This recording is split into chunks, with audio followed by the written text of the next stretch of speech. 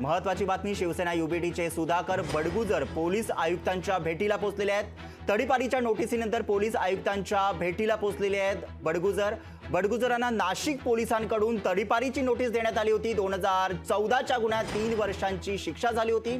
त्यावरून तडीपारीची कारवाई का करू नये अशी नोटीस पोलिसांनी बजावली होती। सुधाकर बडगुजरांना नोटीस स्वीकारण्यास नकार दिला होता आणि या नोटिसीनंतर जे आहे ते बडगुजर जे आहे ते पोलीस आयुक्तांना भेटण्यासाठी पोहोचलेले आहेत।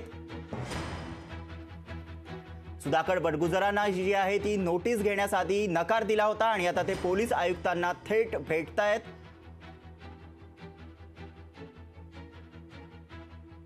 यापूर्वी त्यांना एक नोटीस बजावण्यात आली होती। त्यांनी मुदतवाढ मागितली होती, त्यांना काही मुदतवाढ देण्यात आली होती। विविध मुद्दे त्यांचा काही लेखी किंवा तोंडी खुलासा किंवा त्यांची काही कारणे असतील ती त्यांनी सादर केली नव्हती। त्याच्यामुळे त्यांना पुन्हा एकदा माननीय पोलीस उपायुक्त मॅडम यांच्यातर्फे नोटीस दिली।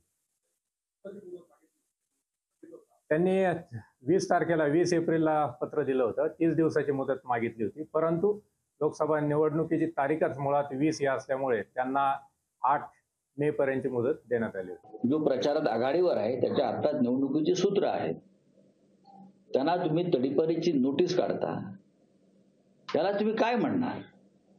सगळे गुंड तडीपार तुम्ही तुरुंगातून सोडून आपल्या बरोबर घेतलेले आहात निवडणुकीसाठी। मी वारंवार त्याची नावं दिलेली आहात।